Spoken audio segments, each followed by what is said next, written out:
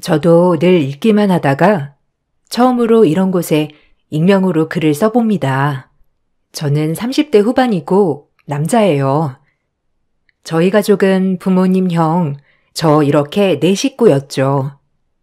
워낙 태어날 때부터 집안 환경이 유복하다 보니 저와 형은 미래에 대해 걱정보다는 오히려 어떻게 하면 더 행복하게 살 수 있을까를 고민하고 살았어요. 부모님은 두 분 다 교육자셨고 저는 공대를 졸업하고 대기업 직장인으로 자리를 잡았어요. 어렸을 때부터 적극적이었던 저와는 반대로 형은 소극적인 사람이었기에 부모님이 늘 걱정하셨죠. 저는 친구가 많았던 반면에 형은 친구도 없고 어렸을 때 늘 저랑만 놀았던 극소심쟁이였거든요. 그래도 우리 형이라 참 좋았습니다.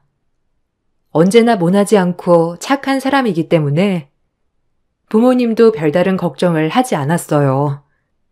형은 대학교를 졸업하고 공무원 준비를 하였습니다. 공무원은 되기만 하면 평생 걱정 없어. 그러니까 힘들어도 조금만 참고 열심히 준비해봐. 충분히 잘할 수 있어. 네, 일단 2년 정도 생각하고 있어요. 제가 최대한 빨리 붙어서 부모님한테도 효도할게요. 늘 걱정만 시키는 것 같아 죄송해요. 아유, 무슨 말을 그렇게 하니? 걱정은 무슨? 괜찮으니까 혹시라도 공부가 힘들면 엄마 아빠한테 언제든 말해. 알겠지? 힘들긴요. 가만히 앉아서 공부하는 게 이 세상에서 제일 쉽죠. 제가 빨리 자리를 잡아서 아빠 엄마도 마음의 짐을 더 셔야 할 텐데. 그런 생각 말아라. 원래 늦게 피는 꽃이 있는 법이야. 그러니까 천천히 마음 조급해하지 말고 공부해. 그러면 때가 올 거야. 형은 공무원 준비를 한다고 하고 2년을 고시 공부를 시작했죠. 고시 공부를 시작한 형은 원래도 소심했지만 눈에 띄게 더 소심해지기 시작했어요. 사회생활을 활발히 하는 저와는 다르게 형은 늘 방에 틀어박혀 공부만 하다 보니 점점 더 어두워졌죠. 그런 형이 저는 더욱더 걱정되기 시작했습니다. 하나밖에 없는 형이 괜스레 주눅이 드는 건 아닌가 싶어서요. 원래도 소심한데 점점 더 소심해지는 것 같아서 제가 괜스레 신경도 써보고 장난도 쳐보기도 하였죠. 그렇게 형에게 최대한 위로가 되려고 했죠. 형, 기운 내. 시험만 붙으면 진짜 괜찮을 거야. 그러니까 괜스레 주눅들 필요 없어. 아, 맞다. 형, 용돈 다 떨어졌지? 아니야, 됐어. 내가 너한테 무슨 용돈까지 받냐? 염치 없게. 부모님이 주신 거 충분하니까 걱정 안 해도 돼. 마음 써줘서 고맙다. 에이, 형제 좋은 게 뭐야. 자, 여기. 중간에 밥 거르지 말고 꼭 밥 챙겨가면서 공부해. 그러다 몸 상할라. 알겠지? 고맙다. 내가 너한테까지 이렇게 신세를 진다니. 형이라는 게 빨리 자리를 잡아야 할 텐데. 그래도 너라도 부모님 걱정 안 시켜서 다행이야.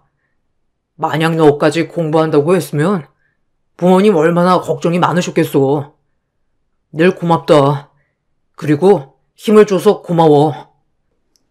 형과는 어려서부터 각별한 사이였기에 이렇게 공부를 하는 형을 간간히 옆에서 물질적으로나마 도와주었습니다. 형은 저에게 고마워하면서도 형에 대한 면이 덜 선다면서 미안해할 때도 많았죠. 그래도 조금이라도 제가 보탬이 된다면 저는 그런 형에게 보탬이 되고 싶어졌어요. 그러다 2년이 흘렀고 형은 공무원 시험에 낙방했죠. 시험에 떨어져서 큰일이 났다기보다 낙담할 형의 모습에 엄마와 아빠 그리고 저는 오히려 형의 마음을 먼저 헤아렸어요. 그 정도로 형을 많이 신경 쓰려고 했죠. 형, 괜찮아? 그래도 내년에 또 있으니까 마음 좀 추스르고 너무 낙담하지 마. 좋은 기회는 분명히 올 거야. 내 친구 영수 알지? 영수는 지금 공무원 준비만 4년째 하잖아. 그 정도로 요샌 경쟁률도 심하고 공무원 되기가 진짜 하늘의 별 따기잖아. 그래, 민수 말이 맞아. 그러니까 너무 낙담하지 마. 엄마 아빠는 꼭 네가 공무원 하지 않아도 되니까, 알겠지? 늦게 피는 꽃이 있다고 했지. 그러니까 민철이도 낙심하지 말고 조금만 더 노력해보자. 공무원이 아닐 것 같으면 애초에 다른 길로 가도 괜찮아. 그러니까 언제든 주저 말고 말하렴. 네가 괜히 공무원 한다고 해서 우리가 너한테 부담만 준 건 아닐지. 이렇게 부모님과 제가 형을 위로하였는데 형이 예상 밖의 말을 내뱉었죠. 형의 한마디에 저희는 혼란의 상태가 됐어요. 그렇게 착하고 늘 고분고분하던 형이 갑작스레 모든 걸 그만두고 결혼을 한다고 한 것이었죠. 저희는 형의 연애에 대해 꿈도 꾸지 않았기에 너무 당황스럽긴 마찬가지였습니다. 연애만 하는 게 아니라 지금 당장 결혼을 하고 싶다고 했으니까요. 저 사실 시험을 떠나서 결혼하고 싶은 여자가 생겼는데 허락해 주세요. 제가 공부할 때 큰 힘이 돼준 여자친구예요. 형, 여자친구가 있었어? 와, 대박 쇼킹인데? 아니, 어떻게 만난 거야? 공무원 준비 전부터 알게 된 여자야? 뭐라고? 아니, 갑자기 결혼이라니. 결혼이 무슨 애들 장난인 줄 아니? 너 시험 떨어져서 힘들어할까봐 우리는 이렇게 네 눈치를 보고 있는데 뜬금없게 결혼이란 소리를 해? 너 너무 충격받아서 그러는 거 아니니? 이 문제는 나중에 얘기하자. 기뻐하는 저와 다르게 엄마와 아빠는 걱정 어린 눈빛이었어요. 그도 그럴 것이 아직 형은 이렇다 할 직업도 없었고 지금 공무원 준비를 하다 떨어졌는데 갑자기 결혼을 한다고 하니 엄마와 아빠는 걱정이 앞선 것도 사실이었죠. 저도 그건 이해했고요. 형은 한다면 하는 사람이었기에 걱정이 많이 되었죠. 저렇게 한번 마음먹기 시작하면 직진만 하는 남자였기 때문이었죠. 그래도 네가 아직 직업도 없는데 결혼은 이른 거 아니니? 뭐 하는 사람이야? 회사원이냐? 네가 꼭 공무원을 하지 않더라도 번듯한 직업이라도 있어야 저 자식 먹여 살리지 않겠소? 갑자기 결혼을 한다고 하니까 당황스럽구나. 이 얘긴 나중에 하자. 저도 많이 생각한 거예요. 그냥 지금 결혼 먼저 하고 다시 공부 시작하고 싶어요. 그렇게 허락해 주시면 안 될까요? 민철아, 말이 되는 소리를 해야지. 뭐 하는 사람인데. 일단 그건 그렇고 너 앞으로 그런 계획이 뭐니? 결혼이 애들 장난도 아니고 한평생 네가 책임져야 되는 건데 지금 네가 솔직히 무슨 일을 한다고 결혼을 한다고 해? 그건 아닌 것 같다. 평범한 회사원인 저와는 달리 형의 걱정을 많이 하셨던 터라 엄마 아빠는 결혼을 반대하셨죠. 하지만 형은 완고했어요. 결혼을 하고 취직을 하던지 공부를 하던지 둘 중 하나를 하겠다였고 형의 완고한 고집에 결국 엄마 아빠는 허락해 주었죠. 하지만 형이 결혼을 하겠다고 데리고 온 여자를 보는 순간 저희 집은 다들 입을 다물지 못했죠.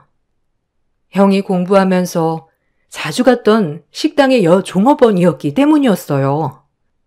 부모님은 종업원이라 반대했다기보다 그렇게 믿고 공부를 시켰는데 그럼 그동안 연애질만 한 거냐고 화가 나셨죠. 저 역시도 그럼 2년 동안 저렇게 부모님 몰래 만나면서 연애도 하고 공부는 등한시했다고 생각하며 실망감이 먼저 들기 시작했죠. 뼈 빠지게 돈 벌어서 뒷바라지 시켰더니 그동안 식당 드나들면서 연애진이나 한 거야? 아유, 한심해. 어떻게 그렇게 한심해? 유일하게 저한테 위로가 돼준 사람이라고요. 그러니까 그냥 엄마 아빠는 허락해 주세요. 제가 행복하다는데 왜 말리시는 거예요? 아휴, 기가 막혀. 민철아, 너 정말 엄마 이렇게 실망시킬래? 엄마가 너한테 많은 걸 바랬어? 아휴, 지 손으로 뭐 하나 이룬 것도 없으면서 결혼을 한다고 하질 않나? 그 결혼할 상대가 고시식당 종업원? 너 정말, 아휴, 마음대로 해. 알아서 하란 말이야. 제가 책임질 거예요. 유나 책임질 수 있으니까 그냥 허락만 해주세요. 어차피 허락 안 해주셔도 전 결혼은 할 거니까. 부모님은 결사 반대를 하셨지만 어려서부터 한 고집했던 형을 이길 수는 없었죠. 그렇게 처음으로 형수님이 인사 오는 날 보통이 아니라고는 느꼈지만 대단했습니다. 형을 어떻게 구워 삶았는지 알 것 같더군요.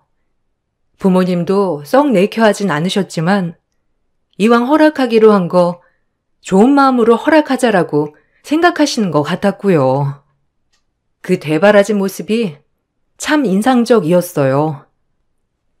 안녕하세요. 처음 뵙겠습니다. 민철 씨한테 말씀 많이 들었어요. 제가 민철 씨가 식당에 올 때마다 소시지를 무료로 많이 줬거든요. 이게 인연이 되어서 여기까지 온 건가 봐요. 어머님, 아버님, 그리고 도련님, 잘 부탁드릴게요. 예쁘게 봐주세요. 아, 네. 저희도 형한테 말씀 많이 들었어요. 그래도 공부할 때 옆에서 힘이 돼주기가 쉽지 않았을 텐데 감사합니다. 에이, 뭐 제가 한 게 있나요? 민철 씨야 굳이 공무원 시험에 붙지 않더라도 장남이고 뭐 재산도 있다고 하니까 저야 손해볼 건 아니죠. 안 그런가요? 제가 좀 솔직한 스타일이거든요. 그래서 그런 거니까 놀라지 마세요. 요즘 사람들이 아무리 솔직하다고는 하지만 좀 많이 솔직하네. 그럼 결혼하고 계속 일은 할 거니? 아, 뭐 일을 해야 한다면 하겠지만 민철 씨도 그렇고 결혼하면 제가 민철 씨가 잘 되게 내조해야 하지 않을까요? 둘 다 이렇다 할 계획이 없구나. 참. 한 명이 계획이 없으면 한 명이라도 계획이 있어야 할 텐데. 정체적 난국이야 아주. 아유, 걱정 마세요. 유나랑 함께라면 모든 걸 헤쳐나갈 수 있으니까요. 그러니까 엄마 아빠는 저만 믿어주시면 돼요. 형에게 딸려올 재산을 생각한다는 말에 아빠와 엄마는 표정이 굳어졌고 저 역시도 마찬가지였어요. 순진한 형을 저 속물스러운 형수가 정말 단단히 구워 삶았다고 생각하며 형을 말리고 싶었죠. 하지만 이미 형수에게 콩깍지가 씌인 형은 저희가 말린다고 말려지지 않았어요. 부모님은 정말 울며 겨자 먹기로 결혼을 승낙하셨고 그렇게 결혼식을 진행하게 되었어요. 부모님은 직업도 없는 형에게 결혼 선물로 건물을 하나 증여해 주시면서 건물세라도 받고 살라고 하셨죠. 그렇게 형은 저희 집과 완전히 독립을 한 채 살아갔습니다. 부모님은 마음 한편엔 계속 똘똘해 하셨지만 이제 결혼도 했으니 이젠 그만 신경 끄자라고 하셨죠. 민수, 너도 잘 들어. 엄마는 진짜 네 형한테 모든 걸 다 포기했어. 어려서부터 마음도 약하고 소심한 형이 혹시라도 잘못될까봐 늘 오냐오냐 키웠는데 엄마가 정말 잘못 키운 것 같아. 이제 와서 뭐라고 하겠냐마는 넌 정말 엄마 실망시키지 마. 아휴, 걱정 마, 엄마. 어쩌다 형이. 근데 형수 탓할 것도 없어. 어차피 끼리끼리야.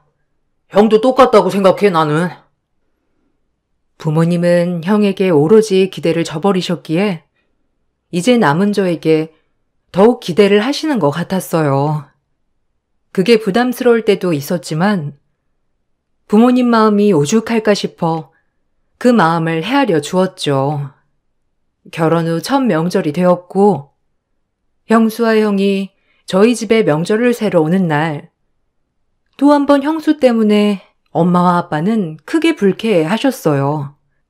정말 개념이 없는 사람이었죠. 어머, 어머니, 이거 선물 들어온 거예요? 어머님, 아버님 그때 보니까 얼마 안 드시더라고요. 저 이거 가져가면 안 돼요? 아무래도 이거 친정 갖다 드리면 좋아할 것 같은데. 이거 이따 저희가 가면서 가져갈게요. 여보, 이거 좀 싸놔. 우리 이거 가져가자. 어머, 그래도 선물 들어온 건데 그렇게 막 함부로 가져가면 어떡하니? 사돈어른께 드릴 거는 우리가 따로 마련해 놨으니까 그건 다시 제자리로 갖다 두렴. 아버님 친구분이 선물해 주신 거 우리도 뜯어보지도 않은 거를 그렇게 마음대로, 아휴. 어머, 아끼다 똥돼요, 어머니. 그래서 민철 씨네가 부자가 됐나?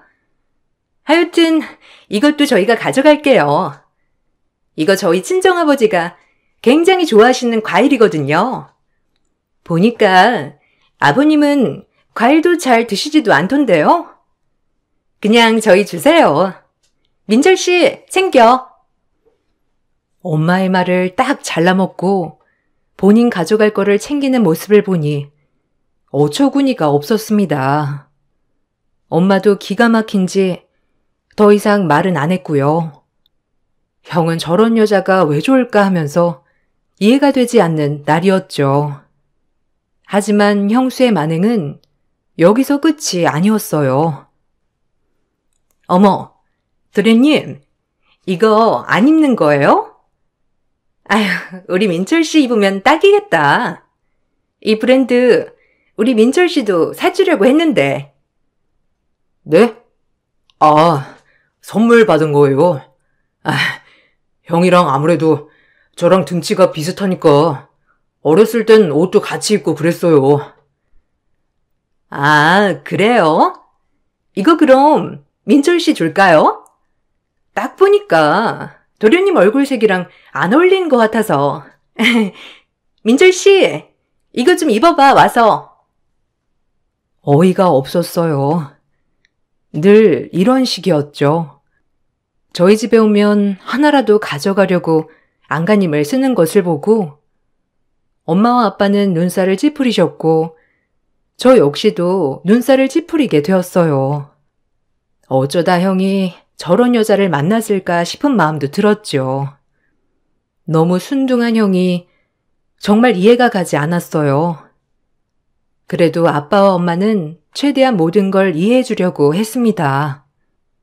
저 역시도 이해가 가지 않았지만 형 앞에선 최대한 티를 내지 않았고요. 그래야 형과 형수가 잘 사는 것이라 생각했기 때문이죠. 이것이 저희의 잘못인 줄 모르고요. 그래, 새약이 다 싸줘, 여보. 민철이 전이랑 고기도 좋아하니까 갈 때 먹으라고 싸주고.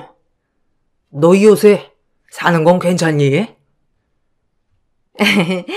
네, 건물에서 나오는 임대료도 쏠쏠하고 제가 고시식당에서 일하는 것보다 훨 나으니까요. 요새는 좀 편해요. 아빠, 엄마 덕분이죠, 뭐. 감사해요. 이렇게 살 수 있는 거 정말 감사하게 생각하고 있어요. 더 잘 살 수 있도록 노력해야죠. 아니 어차피 어머님 아버님이 돌아가시면 다 자기 건데 미리 줬다고 너무 미안해하지 마 자기야. 안 그래요? 형수, 말이 심한 거 아니에요? 건강한 엄마 아빠를 두고 돌아가시는 얘기가 왜 나와요? 진짜 보자 하니까. 네? 아니 사람이 태어나면 끝도 있으니까요. 그냥 그런 의미로 말한 건데. 혹시 어머님 아버님 놀라셨어요?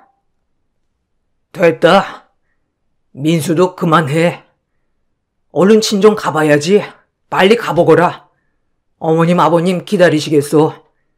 자도 밀리는데 얼른 가봐. 오히려 형수와 형이 집에 오는 날엔 엄마 아빠는 빨리 돌려보내려고 했었죠. 같이 있으면 조금 더 실망할 게 뻔했기 때문에 부모님은 이런 자리를 애초에 만드시지 않으려고 노력했어요. 손뼉도 마주쳐야 소리가 난다지만 저 형이 참 한심했죠. 그렇게 시간이 흘렀고 형수의 무례함에 저희 가족이 익숙해져 갈 즈음 저희 집은 청천벽력 같은 소리를 들었습니다. 아버님, 그이가 사고가 났어요. 그래서 지금 세브란스 응급실이에요. 어쩌면 좋아요, 아버님? 뭐라고? 일단 우리가 거기로 지금 가마. 말도 안 돼. 일단 진정 좀 하고 우리가 얼른 갈 테니까 마음 좀 다스리고 있어. 아니, 새아기가 뭐라고 했길래 당신 얼굴이 그렇게 사색이 돼요, 네? 민철이 무슨 일 있대요? 빨리 좀 말해봐요. 일단 당신이랑 민수 옷 입어라. 지금 민철이가 사고가 났는데 좀 많이 안 좋은가 봐. 얼른 준비해. 마음 좀 추스르고. 형수의 전화 소리에 가족들은 사색이 되어 응급실로 달려갔어요. 그리고 도착한 응급실에서 음주운전 차량에 치여 피골이 말이 아닌 형의 모습을 보았고 당장 응급수술이 필요하단 말에 형은 그렇게 수술실로 올라갔습니다. 하루아침에 일어난 일에 저희 가족은 입을 뗄 수 없었죠. 이게 저희 가족에게도 일어날 수 있는 일이라는 걸 생각하며 슬픔에 빠져버렸어요. 우리 형이 사고를 당하다니. 아니, 어떻게 된 거야? 이 밤에 어딜 나가다가 이렇게 사고가 난 거니? 아휴, 밤에 잘 돌아다니지도 않는 앤데. 그러니까요. 제가 아이스크림 먹고 싶단 말만 안 했어도 다 제 탓이에요. 그 음주운전 차량에 치였다고 저도 얼마나 놀랬는지. 일단 새아기 마음 좀 추스러라. 당신도 우리 민철이 꼭 일어날 거니까 너무 낙심하지 말고 우리 긍정적으로 생각해보자. 13시간이 흐르고 형의 수술이 끝났죠. 형은 얼굴뼈가 이미 으스러졌고 뇌가 함몰이 되었다고 했어요. 그래서 수술 과정도 굉장히 복잡했다고 했죠. 여기서 깨어나면 기적이고 아니면 식물인간이라고 의사 선생님이 말씀을 하더라고요. 얼마나 기가 차던지. 상태가 많이 안 좋습니다. 이대로 깨어나면 기적일 텐데 거의 내사 상태가 오는 경우도 많아요. 환자분은 아직 내사까지는 아니지만 이대로 못 깨어난다면 식물인간 상태가 지속되지 않을까 싶습니다. 수술은 최선을 다해 진행하였고요. 그럼 이만. 그럼 형이 영영 못 깨어날 수가 있다는 건가요? 아니 어떻게 그럴 수가 있죠? 아니라고 해주세요. 제발요. 네? 뭐라고 드릴 말씀이 없습니다. 죄송해요. 저희도 이렇게 교통사고로 오는 환자들 중에 이번 같은 경우가 가장 안 좋은 케이스여서. 의사 말이 떨어지자마자 엄마는 졸도를 하였고 아빠도 크게 상심을 하였죠. 저도 너무 마음이 아팠지만 엄마와 아빠를 챙겨야 했기에 슬퍼할 수만은 없었어요. 형은 그렇게 중환자실에 2달가량 있다가 일반 병실로 옮겼습니다. 형은 말하지도 먹지도 못하는 식물인간이 되었죠. 처음엔 왜 우리에게 이런 일이 일어났을까 원망도 했지만 이제는 형이 살아있다는 거에 의미를 두기로 했어요. 모두 낙심하지 마세요. 그래도 살아는 있으니까 우리 형 꼭 깨어날 거예요. 엄마 아빠 힘내요. 우리 형 의지 알잖아요. 그래, 민철이 꼭 깨어날 거야. 네 형 불쌍해서 어쩌면 좋니? 여보, 어떡해 우리 민철이, 민철아, 눈 좀 떠봐 제발. 엄마, 울지 마요. 형도 다 들을 순 있다잖아. 엄마가 슬퍼하면 형이 얼마나 슬프겠어, 안 그래? 그러니까 마음 좀 추슬러요. 전 오히려 엄마에게 용기를 주었어요. 형수도 제정신이 아니었지만 2달 동안 마음을 많이 추슬렀는지 전보다는 많이 밝아졌죠. 그렇게 저희는 교대로 수시로 형을 들여다보고 돌보기 시작했습니다. 주말엔 제가 무조건 쉬는 날이기 때문에 주말엔 제가 거의 형을 돌보기 시작했고 평일엔 엄마와 형수가 교대로 형을 돌보기 시작했죠. 아빠도 가끔 돌보시고요. 그렇게 온 식구가 밤낮 없이 형을 돌보았는데 어느 날 형수가 연락이 안 되기 시작했어요. 얼마나 당황스럽던지 엄마는 이상하다고 갸우뚱하였죠. 아니, 너네 형수가 전화를 안 받는다. 오늘 저녁부터 교대하기로 했는데 얘가 무슨 일 있나? 이렇게 전화 안 받을 애가 아닌데. 형수, 너무 고단해서 잠들었나? 내가 이따 집에 한번 가볼게요. 형수도 힘들겠지. 왜 안 힘들겠어, 안 그래? 아휴, 그런가? 그래, 그럼 이따가 한번 형네 들렀다가 너네 형수 너무 힘들어하면 그냥 쉬라고 전해줘라. 얼마나 고단하겠어. 그렇게 전 연락이 되지 않는 형수의 집에 방문을 하고 또 한 번 기함했어요.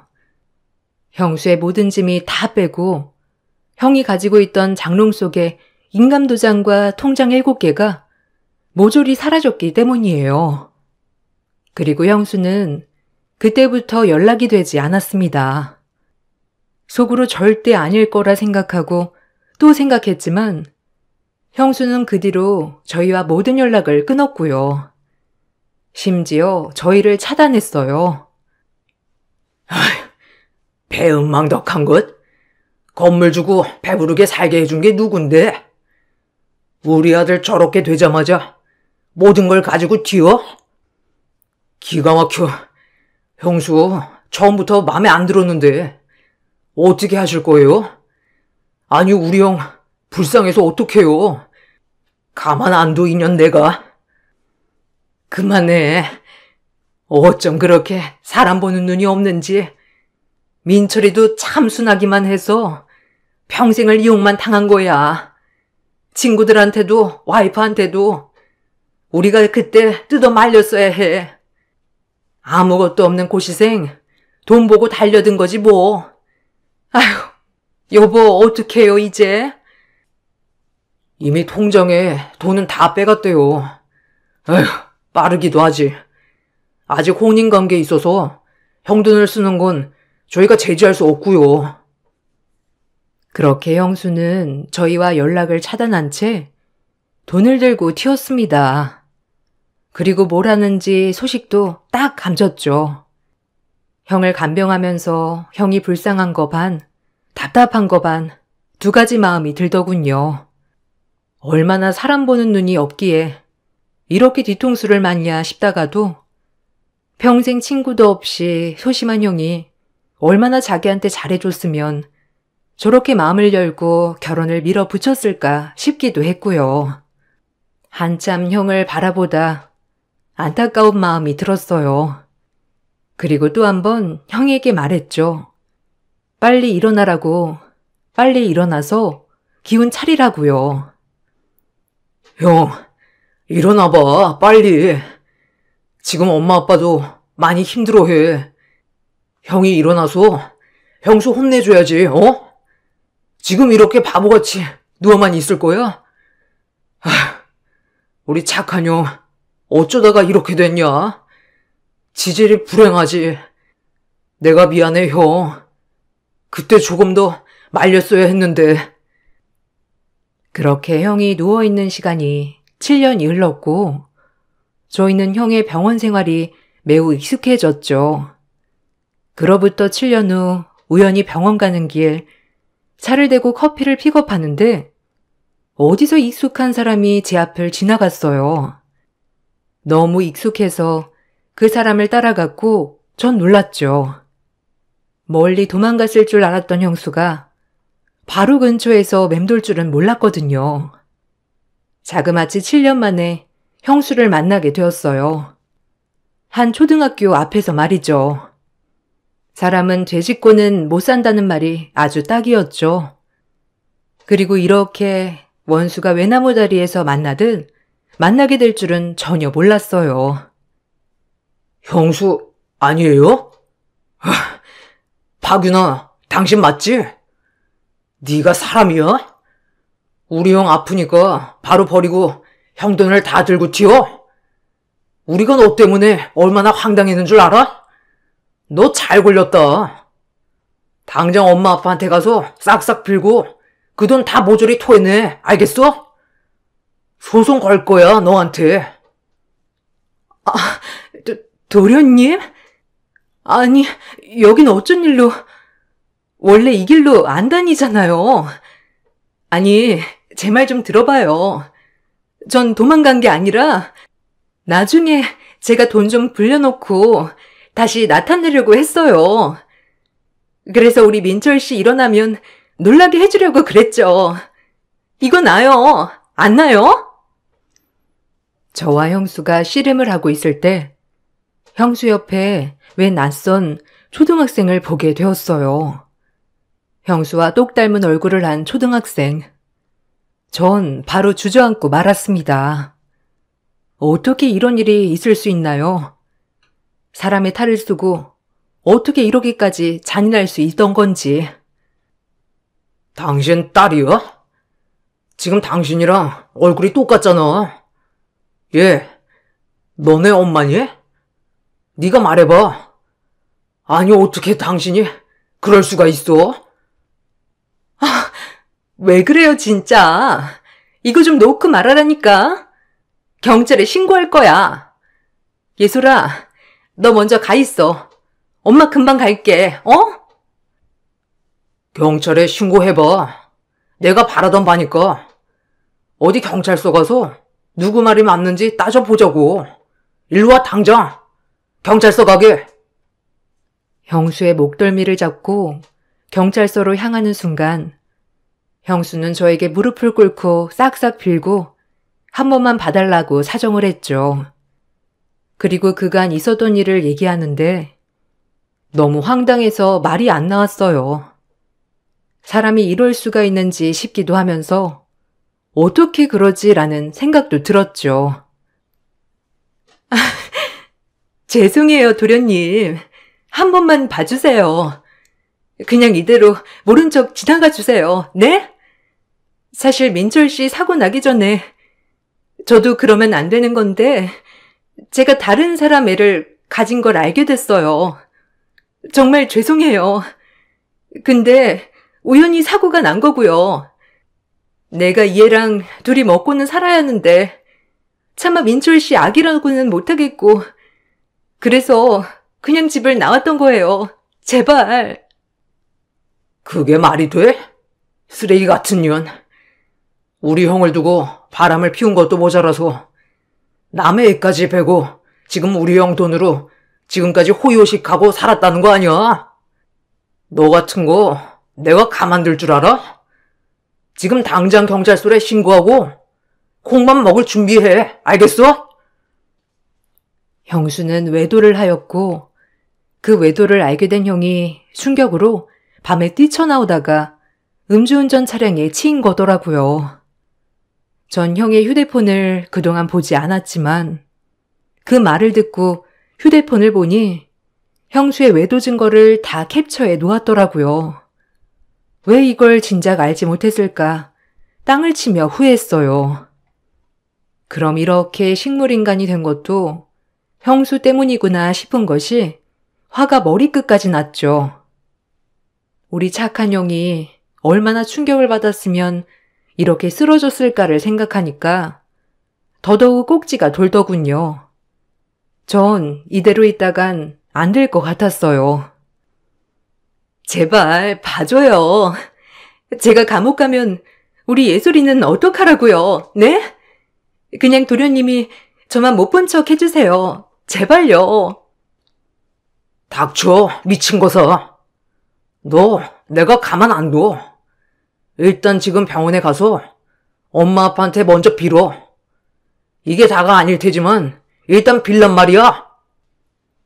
저를 붙잡고 빌고 빌었지만 전 용서가 되지 않더라고요. 생각이 꼬리에 꼬리를 물어 형수가 우리 형을 사고나게 한 게 아닌가 하는 상상도 들었고요. 그렇게 전 바로 부모님께 말씀을 드렸고 엄마는 가만두지 않을 거라며 병원으로 끌고 온 형수를 요절을 내었죠. 형수를 보자마자 엄마는 귀싸대기를 갈기셨어요. 솔직히 저도 한 대 치고 싶었지만 남자라 참았어요. 너 내가 가만히 있으니까 보자기로 보이니? 넌 면상부터가 글렀어. 요망한 년. 어떻게 우리 아들을 두고 바람을 피우고 돈을 다 갈취해서 7년 만에 나타나? 이년아, 너 진짜 내가 용서 안 해. 알겠어? 네 딸년이고 나발이고 넌 아주 두고 봐라. 엄마는 형수의 머리끄덩이를 잡으며 바닥에 내동댕이 쳤고 아빠와 전 아무도 말리지 않았어요. 오히려 고소해했죠. 그리고 바로 변호사를 선임하여 식물인간의 형 대신 이혼 소송을 준비하기 시작했어요. 그리고 가정 파탄의 책임이 있는 형수에게 위자료 소송을 걸었고 7년 동안 남의 애를 키우면서 우리 형 돈을 갈취한 것에 대한 소송도 추가적으로 시작했죠. 저희 어머니가 특별 대리인으로 되어 이혼 소송은 받아들여졌고 형수는 그동안 형의 돈을 빼돌린 대가로 혹독히 치러야 했죠. 형의 핸드폰을 추가로 증거품으로 제출했어요. 얼마나 마음이 찢어지던지 다행히 법원은 저희 편을 들어주었고 형수는 징역형과 함께 위자료를 두들겨 맞았어요. 그리고 법정에서 자기도 힘들었다고 호소하였지만 악어의 눈물인 걸 판사님은 다 아셨죠. 얼마나 어이가 없던지. 존경하는 재판장님, 한 번의 실수로 인해 이렇게 이혼을 당하는 건 아니라고 생각합니다. 남편이 의식이 있을 때 저희가 얼마나 서로를 사랑했으며 아꼈는데 이렇게 이혼을 하는 건 아닌 것 같아요. 아마 남편이 깨어난다면 제 딸아이마저 사랑으로 품어줄 것을 확신합니다. 그러니 제발 한 번만 선처해 주세요. 네? 전 이혼 못해요. 제발요. 우리가 얼마나 사랑했는데. 그렇게 사랑했다는 형을 두고 남의 남자애를 뵌 게 상식적으로 이해가 가시나요? 전 저 말을 듣고 정말 코웃음이 나왔어요. 재판장님도 그렇게 생각하셨는지 형수의 의견은 묵살하였고 결국 형수는 징역형과 함께 위자료를 징수받게 되었죠. 형이 혼자 이 사실을 알고 얼마나 마음을 졸였을까, 얼마나 마음속 깊이 끙끙 앓았을까를 생각하니 눈물이 났습니다. 부모님도 눈물을 흘렸고요. 그때 우리가 뜯어 말릴 걸, 더 강하게 밀어붙였으면 이런 일은 일어나지 않았을 텐데, 그런 생각하니 너무 화가 났어요. 그렇게 형수는 법의 형벌을 받게 되었고, 저희는 그나마 형수에게 벌을 줄 수 있다는 것에 만족했습니다. 그리고 형수의 판결이 끝나고 얼마 안 있다가 끝내 뇌사 판정을 받고 삶을 마무리했어요. 형이 형수의 악행을 밝혀주길 바라고 지금까지 버틴 것인지는 몰라도 저희는 그렇게 생각하고 있죠. 지금은 형이 없지만 그래도 저희는 형을 추억하며 행복하게 살고 있어요. 형이 떠난 겨울만 되면 마음이 시리고 아프지만 최대한 담담하게 지내려고 노력하고 있고요. 그리고 전 좋은 짝을 만나 결혼을 하게 되었어요. 형의 부재를 이렇게라도 채우니 엄마 아빠가 한층 밝아지셨습니다. 다행히도 마음씨도 곱고 착한 지금의 아내를 만나 부모님도 아주 기뻐하셨고 이제 곧 아이가 태어날 날을 기다리고 있습니다. 형은 없지만 우리 곁에 남아있다고 생각은 하고 있고요. 지금에서야 부모님도 많이 안정되었고 저 역시도 안정이 되었어요. 이런 걸 보니 제 아내가 우리 집에 복덩이 같다는 생각이 드네요. 제가 형의 전부를 부모님께 채워드릴 순 없겠지만 최대한 부모님이 가슴 아프지 않게 사는 날까지 효도를 하려고 합니다. 그래서 아주 나중에 형을 만나게 되면 칭찬을 받고 싶네요. 저에게 이런 일이 일어날 거라고 늘 상상하지도 못했었는데 이런 일이 일어나더군요. 여러분들도 혹시나 깨름칙한 사람이 있다면 경계하세요. 역시는 틀리지 않답니다. 제 이야기를 들어주셔서 감사합니다. 좋은 하루 보내세요. 안녕하세요. 저는 40대 여자입니다. 최근에 정말 황당한 경험을 해서 사연을 신청하게 되었는데요. 제 이야기는 7년 전에 전 남편과 결혼을 하고 나서부터 시작이 되네요. 그때 당시 지금은 이혼을 하게 된 전 남편과 결혼 생활을 잘 유지해 오고 있었는데요. 어느 날 시부께서 저희 부부를 부르셨어요. 무슨 일인지 알지 못했던 저희는 시댁으로 가게 되었고 거실로 들어섰을 때 향수 냄새가 진동을 하면서 진한 화장을 하고 저희 부부를 바라보고 있는 한 명의 여자가 소파에 앉아 있었습니다. 무슨 일인지 알지 못했던 저희는 약간 당황한 얼굴로 분위기를 살피며 조심스럽게 앉았었죠. 전 남편은 무슨 일 때문에 불렀냐고 여쭤보았고 그제서야 시부가 입을 떼셨는데 옆에 앉아 계신 분이 앞으로 새로 시부와 인연을 맺게 될 사이라는 말을 꺼내셨네요. 그때의 일이 저에게 엄청난 충격으로 다가왔던 건 시부의 재혼 상대가 저와 비슷한 나이 차이 같아 보였어요. 그때 당시에 남편도 당황했는지 앉아 계신 여자분께 나이가 어떻게 되냐고 여쭤보았고 예비 시모가 될 분은 저와 10살 정도 차이가 나는 상황이었습니다. 30대였던 제가 40대 중반인 분에게 어머님이라는 말을 꺼내야 되는 일이 발생이 되어 버린 거죠. 남편도 당황을 했었는지 난감한 표정을 보이면서 진지하게 다시 되물었고 시부는 무조건 결혼을 하겠다는 결심을 굳히셨어요. 결국 시부는 새 시모를 가족으로 받아들이게 되었고 워낙 나이 차이가 많이 나지 않아서 그런지 뭔가 알 수 없는 기류는 저를 너무 불편하게 만들었었어요. 저도 그렇고 남편 또한 이런 상황들이 난감했던 건 어쩔 수 없는 상황이었어요. 저희도 결혼을 한 지 얼마 되지 않았었는데 갑자기 시부께서 결혼을 하겠다며 데려온 여자가 20살이나 차이가 나는 분이었기 때문에 무슨 의도로 접근했는지부터 의심을 하게 만들었고 좋은 시선이 갈 수가 없었던 거였죠.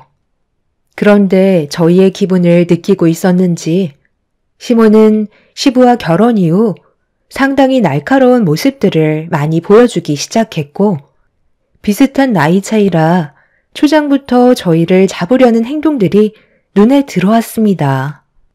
시부의 아내가 되었으니 시모로 대접을 받고 싶어 하는 것 같아 보였어요.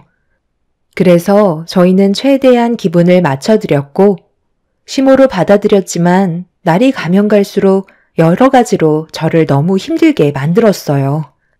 남편은 시부의 눈치를 살피면서 새 시모에게 불만이 있어도 입도 뻥끗 못하고 있었죠. 당신한테는 새엄마라서 조심스럽다곤 하지만 솔직히 이런 상황 너무 불편하지 않아? 나이 차이가 많지 않아서 그런지 계속해서 우리를 견제하시는 것 같아. 어쩌겠어. 그냥 이대로 살아야지. 아버지께서 좋다는데 내가 말릴 이유도 없었고 최대한 맞춰드려야 가정에 평화가 오지 않겠소? 아무래도 우리 집안에 가족으로 들어온 지 며칠 안 돼서 더 예민하게 행동하시는 걸 거야. 시간이 지나면 크게 문제될 일은 아닌 것 같은데 당신이 좀 불편하다고 생각되면 아버지 집에 가는 횟수를 좀 줄이던가 하면 되지. 나도 솔직히 불편하긴 하지만 친어머니가 세상 떠나시고 몇 년간 외로우셨는지 얼굴에는 그늘이 가득하셨는데 지금은 밝게 웃으시니까 나는 차라리 이게 좋은 것 같아. 그리고 아버지도 젊은 새어머니 들이셔서 젊게 사시려고 노력하고 계시잖아. 남편은 좋게 생각하라며 처음은 모든 게 서툰 거라고 얘기했지만 저는 시모에게서 느껴지는 기운이 별로 좋아 보이지 않았습니다.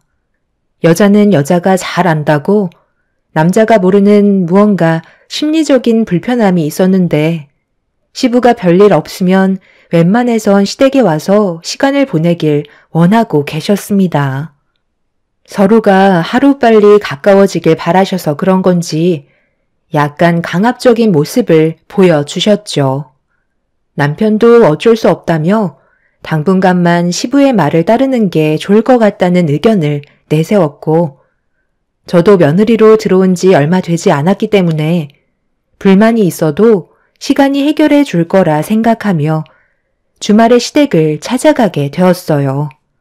시댁에 들어가자마자 눈앞에 펼쳐진 광경은 시부가 시모를 떠받들며 살고 계셨죠. 시모는 손가락 하나 까딱하지 않고 시부에게 모든 걸 시키고 계셨어요. 뭐가 그리 좋으신지 불만 하나 가지지 않으시곤 바쁘게 움직이셨죠. 그렇게 저희가 오자마자 시모는 소파에 앉아서 저를 부르시더니 주방에 저녁거리 준비해놨다며 배가 많이 고프다면서 서둘러 음식을 만들길 원하셨고 시부는 시모의 말에 장단을 맞춰주면서 주방에 빨리 들어가라며 손짓을 하셨습니다. 남편도 난감했는지 저와 시부의 눈치를 보고 있었지만 아무 말도 해주지 않은 채 자리에 앉아 버렸습니다. 불편해질 것 같은 상황은 아예 피할 생각인 것 같아 보였어요.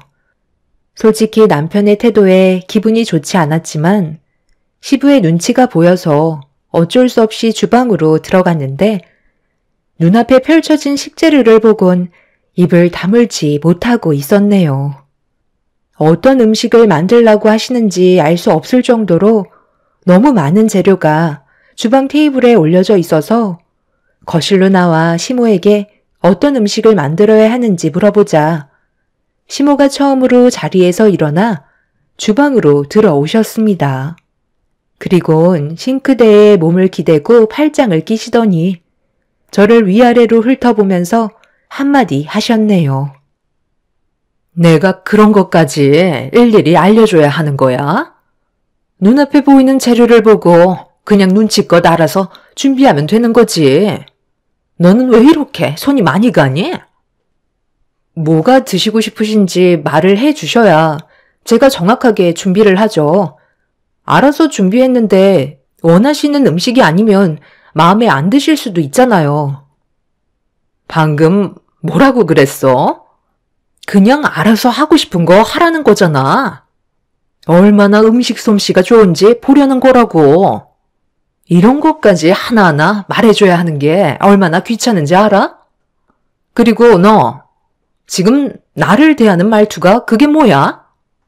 내가 너랑 나이 차이가 많지 않다고 해서 무시하는 거니? 얼마 차이 나지도 않는데 시애미 행세하니까 상당히 마음에 안 드나 봐. 내가 계속 지켜보고 있는데 너 계속 눈에 거슬리거든? 분명히 얘기하겠는데 표정 관리 잘하고 말투부터 고쳐라. 그렇게 하지 않으면 아주 눈물을 쏙 빼놓고 내쫓아 버릴 거니까 알겠어? 내가 너보다 나이가 많은 건 변함없는 사실이니까 지킬 건 지키라는 거야. 학력이 고졸이 끝이라서 개념이 없는 건지 아니면 원래 사회생활을 못하는 거야? 제발 눈치껏 좀 행동하라고.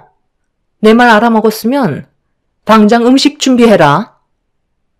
주방이 시끄러워지자 시부와 남편이 급하게 달려왔고 시부는 시모에게 다가가 무슨 일이냐고 물어보자 시모는 음식 좀 준비하라고 했는데 제가 말투부터 표정이 좋지 않아서 따끔하게 한 소리 했다며 자기가 나이가 어려서 무시당하는 것 같다고 갑자기 눈시울을 붉히시더니 남편과 시부가 보는 앞에서 눈물을 쏟아내기 시작했어요.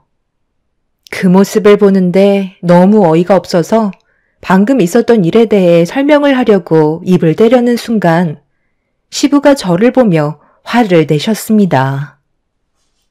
너랑 나이 차이가 많지 않아도 너한텐 시어머니면 그만큼 예의는 갖춰야 하는 건데 어디서 버릇없이 행동하는 거야?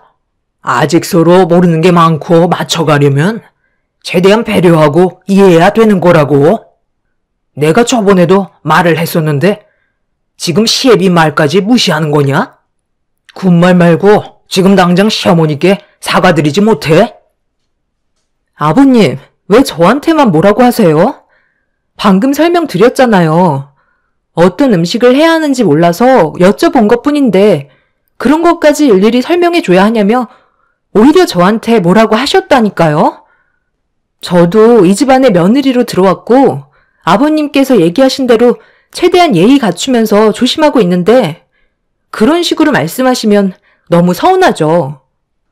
아버님은 새 어머님밖에 안 보이세요? 그렇게 하신 행동들이 오히려 더 안 좋은 분위기를 만들어가는 거라고요. 너 지금 내 말에 대드는 거냐?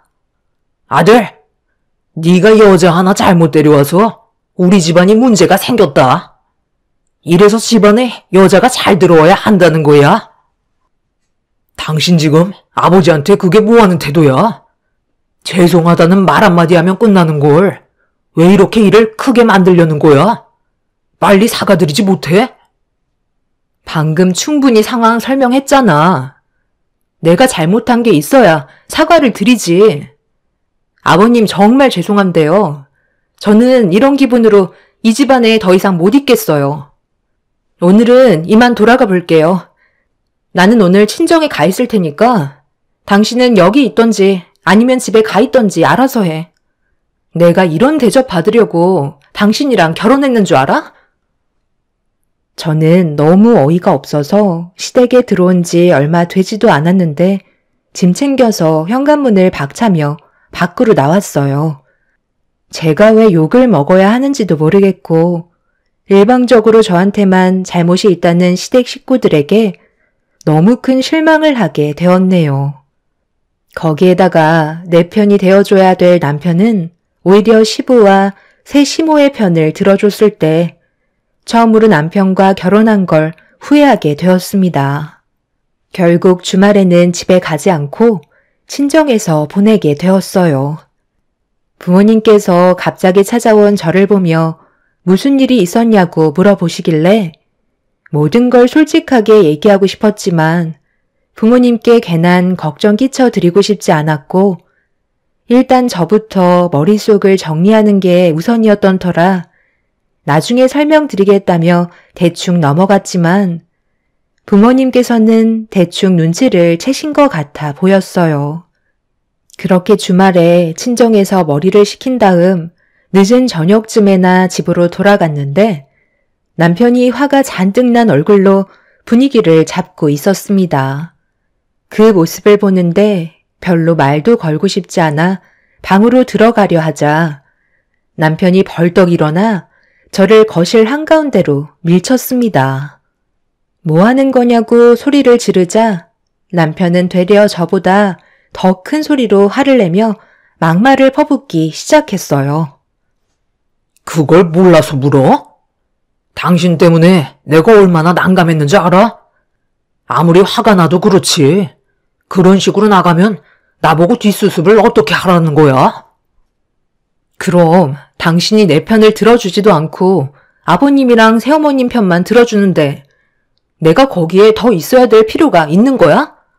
내 입장에서는 조금도 이해해주려 하지 않았잖아. 더 이상 길게 말해봤자 대화도 안 통할 것 같아서 나온 건데 그게 뭐가 잘못됐어? 지금 나 상당히 피곤하거든. 오늘은 서로 건들지 않는 게 좋을 것 같은데? 어찌됐든 나는 잘못한 게 조금도 없으니까 내가 먼저 사과드릴 거라는 기대는 하지 마. 당신한테도 정말 실망이야. 그럼 내가 그 자리에서 당신 편을 들면 집안 싸움밖에 더 나? 나는 최대한 좋게 끝내려 했을 뿐이라고. 당신이 오히려 모든 걸 다 망쳐놓은 거야. 내가 그때 나오지 않았다면 더 큰 싸움으로 번졌을지 몰라. 당신은 새어머님 보면 몰라? 성격 장난 아니야. 당신 집안을 통째로 삼킬지도 모른다고. 눈빛이 남들과는 다르다는 거야. 내가 봤을 때 새어머님은 아버님 재산 보고 들어온 것 같아. 그것 말고는 솔직히 이유가 없잖아? 20살이나 차이가 나는데 상식적으로 이해가 안 되잖아. 돈 말곤 새어머님이 접근할 이유가 없어. 당신 집안 망하기 전에 두 분 하루라도 빨리 갈라서게 하는 게 좋을 거야. 당신이 뭘 안다고 그래? 두 분 사이가 얼마나 좋은데. 괜히 젊은 분이 시어머니로 들어와서 대우해주기 싫다는 걸로밖에 안 보이거든. 남편과는 더 이상 대화할 가치도 없는 것 같아 남편을 밀친 뒤 방으로 들어와 버렸습니다. 이미 남편의 행동에 정이 뚝 떨어져 버린 저는 차라리 아이를 가지기 전에 이혼을 하는 게 좋을 것 같다는 생각을 하게 되었고 머릿속에 이혼이 떠나가질 않았어요. 그만큼 남편에 대한 실망을 너무 크게 하게 되었죠. 그렇게 남편과 냉전의 상태가 되었고 제대로 된 결혼 생활을 유지하지 못하고 있는 상태에서 제가 시댁에도 가지 않고 버티고 있자 시모가 저희 집을 찾아오게 되었네요. 남편은 시부와 따로 시간을 보낸다며 일찍 나갔는데 전부 다 계획적으로 보였어요. 남편이 나가자마자 몇 시간 뒤에 새 시모가 집으로 찾아왔었거든요. 내가 왜 찾아왔는지 알지? 너 요즘 하는 행동이 상당히 마음에 안 드는데 계속 참고 있는 거 안 보이니? 적당히 했으면 고개 숙이고 들어와야지. 언제까지 이런 식으로 행동할 건데? 정말 갈 때까지 가보자는 거야? 어차피 네가 나한테 불편한 존재라면 이 집안에서 충분히 내쫓아 버릴 수 있거든. 그래서 저랑 그이랑 이혼하게 만드시려고요? 그래서 얻으시는 게 뭔데요? 솔직하게 얘기해 보세요. 상식적으로 전혀 이해가 되지 않아서요. 아버님 재산 보고 접근하신 거죠? 결혼하시자마자 외제차 뽑으시고 명품 쇼핑 다니시면서 사치를 즐기고 계시잖아요. 누가 봐도 충분히 오해할 만큼 돈을 쓰고 계시잖아요. 내가 돈을 많이 쓰든 말든 그게 너랑 무슨 상관이야? 돈 많은 남자가 나 좋다고 따라다니는 건데 마다할 이유가 전혀 없잖아? 네가 뭘 알겠어. 세상은 사랑보다 돈이 전부야. 그걸로 모든 게 판가름 난다고. 나는 이 집안에 끝까지 붙어 있을 거고 방해가 되는 요소가 있다면 전부 다 처리할 생각이야. 그러니 네가 이 집안의 며느리로 있을 거면 내 말에 순종하고 조용히 따르는 게 좋을 거야. 그렇게 하지 않는다면 너희 둘은 무슨 수를 써서라도 이혼하게 만들 거다. 근데 이거 어쩌죠? 저는 하라는 대로 무조건 행동할 만큼 멍청하지 않거든요. 그리고 이혼하게 만들겠다고요? 그건 제가 알아서 선택할 문제예요. 남의 인생을 함부로 결정하려 들지 마세요. 볼일 끝났으면 이만 돌아가 주시겠어요? 연락도 없이 찾아오셔서 상당히 불쾌하네요. 저는 약속이 잡혀 있어서 서둘러 나가봐야 하거든요.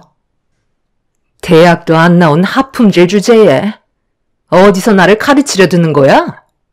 내가 오늘 왜 여기 온 줄 알아? 네가 가지고 있는 그 버르장머리를 뜯어 고치려고 왔다. 새 시모는 저에게 달려와 순식간에 머리채를 잡더니 좌우로 흔들어 버렸고, 저도 당하고만 있는 성격은 아니라 똑같이 머리채를 잡고 흔들어 버렸어요. 결국 집안은 아수라장이 되어버렸고, 새 시모와 저는 집안을 뒹굴면서 절대 먼저 손을 놓지 않았습니다. 서로 비명을 지르며 고통을 참고 있는데 그 사이 남편과 시부가 현관문을 열고 들어왔네요. 시모와 제가 머리채를 잡은 채로 뒹굴고 있는 모습을 보자 남편과 시부는 급하게 달려와 힘들게 떼어 놓았는데 그 순간 시부가 시모한테 대들었다는 이유로 제 뺨에 손을 올려 붙였습니다. 너무 당황스러웠고 온몸이 떨려오고 있는데 뒤이어 남편이 그런 저를 보며 이혼하자는 말을 꺼내었어요.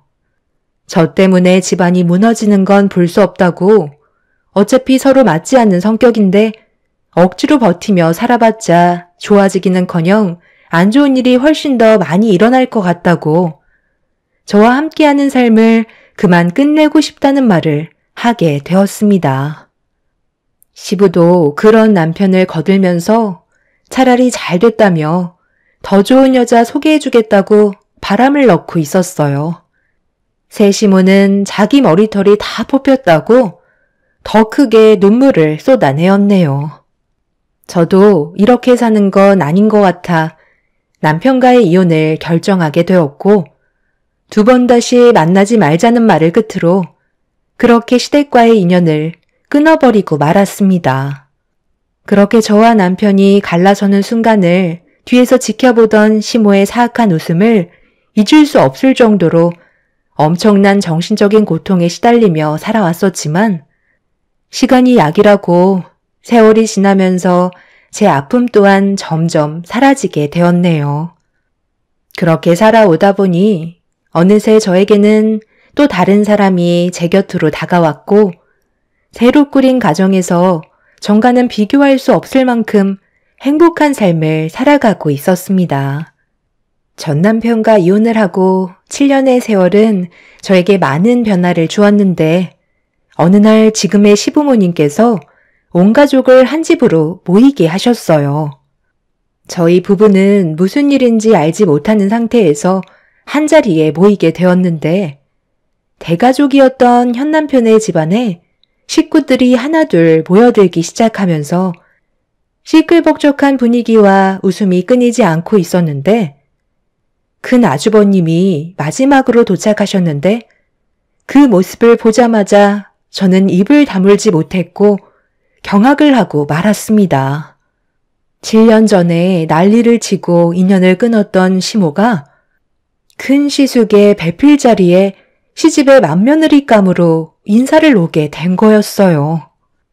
너무 놀라버린 상태라 저도 모르게 몸을 돌려 급하게 주방으로 들어가 쿵쾅거리는 심장을 진정시키기 위해 몇 번이나 심호흡을 했지만 쉽게 가라앉지 않았어요. 시모였던 그 사람이 왜 큰 아주버님의 곁에 있는 건지 이해할 수 없는 상태에서 몰래 고개를 내밀어 거실 쪽을 바라보니 이미 그 사람은 벌써 화기애애한 분위기를 이끌어가고 있었어요. 그런데 셋째 형님이 화장실에서 볼일을 보고 나오셨는지 주방에 몸을 숨기고 거실을 바라보고 있는 저를 보며 뭐 하는 거냐고 어깨를 툭 치길래 셋째 형님을 데리고 급하게 몸을 숨겨 뒷마당으로 빠져나왔어요. 당황한 셋째 형님은 저를 보며 무슨 일이 생겼냐고 걱정스러운 얼굴로 물어보시길래 큰 아주버님과 함께 인사 온 여자의 과거에 대해 모든 걸 털어놓게 되었고 셋째 형님은 말도 안 된다며 경악을 했습니다. 셋째 형님은 둘째 형님한테 전화를 해선 잠시 뒷마당으로 불렀고 제가 한 말에 대해 전부 다 설명해주며 절대 큰 아주버님과 결혼을 하게 해선 안 된다고 서로 진지하게 의논을 하게 되었어요. 그렇게 둘째 형님과 셋째 형님은 자리에 돌아가 앉았고 저는 남편에게 전화를 걸어 뒷마당으로 급하게 불렀어요. 그런 다음 제가 겪었던 과거에 대해 대충 알고 있던 남편한테 큰 아주버님 옆자리에 앉아있는 사람이 바로 그 여자라며 이 결혼은 절대 성사되면 안 된다고 확실하게 못을 박았죠. 남편의 얼굴은 사색이 되었고 저는 차라리 모습을 나타내지 않는 게 좋을 것 같다며 나머진 남편이 알아서 하겠다고 자리로 돌아가게 되었습니다. 그렇게 멀리에서 분위기를 살피고 있는데 남편은 셋째와 둘째 아주버님을 따로 불러 무언가 알 수 없는 대화를 주고받았고 모두가 이 사실을 알게 된 상태에서 저는 거실의 분위기를 살피기 위해 몰래 주방으로 다시 들어와 귀를 기울이며 그 여자가 어떤 말을 하는지 묵묵히 듣고 있었습니다. 제가 봤을 때 큰 아주버님의 건강이 많이 안 좋은 걸 알고 접근한 것 같아 보였어요. 영애 씨랑은 골프장에서 만나게 됐는데 내가 도움을 많이 받았거든. 몸이 좋지 않다 보니 여러 가지로 챙겨주는 모습이 너무 고마웠고 그렇게 만남을 지속하다 보니까 나도 이제 다시 한 여자에게 정착하고 싶다는 생각이 들어서 결혼을 결심하게 됐어. 다들 알겠지만 내가 그동안 사별 후 여자를 만나지 않고 살아왔던 건 그렇게 필요성을 느끼지 못했었는데 확실히 나이가 있다 보니까 더 알겠더라고. 서로 도움을 주고받고 위로받는다는 게 얼마나 좋은 건지 알 수 있었어. 그래, 정말 다행이다. 우리가 세상 떠날 날이 얼마 남지도 않았는데 너가 다시 정착하는 걸 평생 못 볼 것 같아 얼마나 걱정했는지 아니? 말 나온 김에 최대한 빨리 서둘러서 혼인신고하고 살림 합치도록 해라. 그런데 막내 며느리는 어디 갔길래 한참 동안 안 보이는 거야? 전화 한번 해봐라. 무슨 일 생긴 거 아니지? 아, 배가 아픈지 화장실에 좀 다녀온다고 했어요. 금방 올 거니까 걱정하지 마세요. 그런데 하나 궁금한 게 있는데요. 서로 나이 차이가 너무 많이 나지 않나요? 10살 정도 차이면 요즘 시대에 많은 것도 아니잖아요. 저는 그런 거 전혀 신경 쓰지 않아요. 서로 좋기만 하면 되는 건데 나이 차이는 숫자에 불과하죠. 그럼 이번이 초혼이세요? 아니면 재혼이세요? 지금까지 혼자 사셨던 건 아닌 것 같은데. 재혼 맞으시죠? 그럼 혹시 자녀는 있으신가요? 재혼은 맞는데요. 일찍 헤어졌어요. 성격 차이가 너무 심해서 어쩔 수 없이 이혼을 선택하긴 했지만 지금 그게 중요한 건 아니잖아요. 자녀는 없으니까 걱정하지 마세요. 서로 초면인데 생각보다 너무 날카로운 질문들을 하셔서 제가 좀 당황스럽긴 하네요. 어머님, 연세가 8순이신데 너무 정정해 보이세요. 어머님, 저 부르셨다면서요? 배가 아파서 잠깐 화장실에 좀 다녀왔어요. 일단 과일이라도 좀 내올까요? 어머, 안녕하세요. 처음 뵙겠습니다.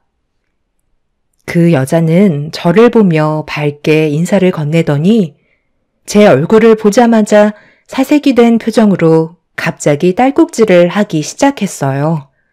전 시모는 제 눈을 피하면서 잠깐 화장실에 좀 다녀오겠다며 급하게 자리에서 일어나길래 저는 시부모님께 과일 좀 내오겠다고 주방으로 들어가는 척 하면서 그 여자를 뒤따라가 붙잡았습니다. 그리고 뒷마당으로 데리고 가서 뭐 하는 짓이냐며 화를 내기 시작했네요. 그녀는 저를 보곤 위아래로 훑어보더니 사악한 얼굴로 변해선 저를 보며 본색을 드러냈습니다.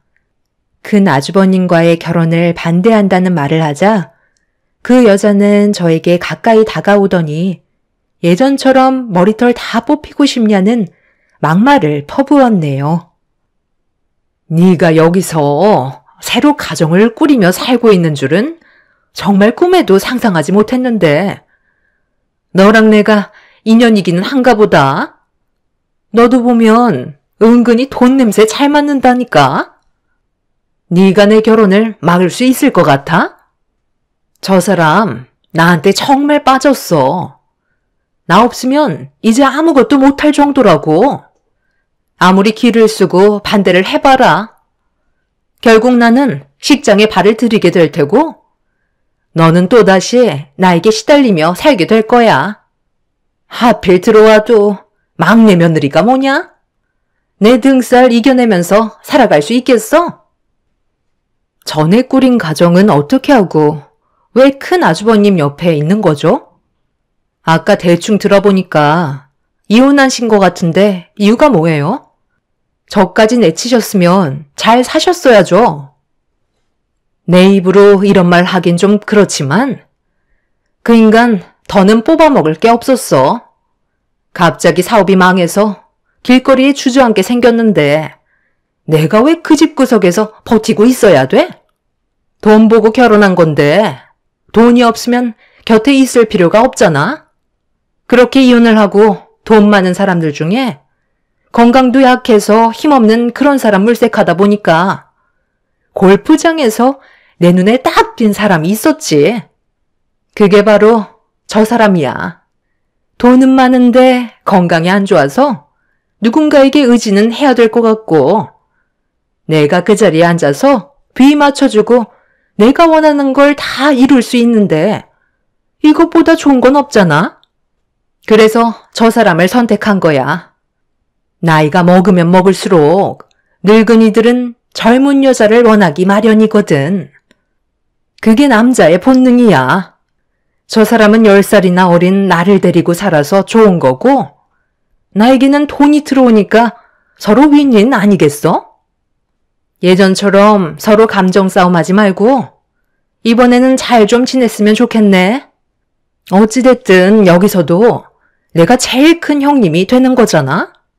쓸데없는 행동 보이면 그때보다 더 큰 고통을 주게 만들 거니까 앞으로 조심하는 게 좋을 거야. 그리고 과거에 대해서는 입 다물고 살아. 어차피 너한테도 좋은 기억은 아니잖아. 네, 무슨 말인지 잘 알겠습니다.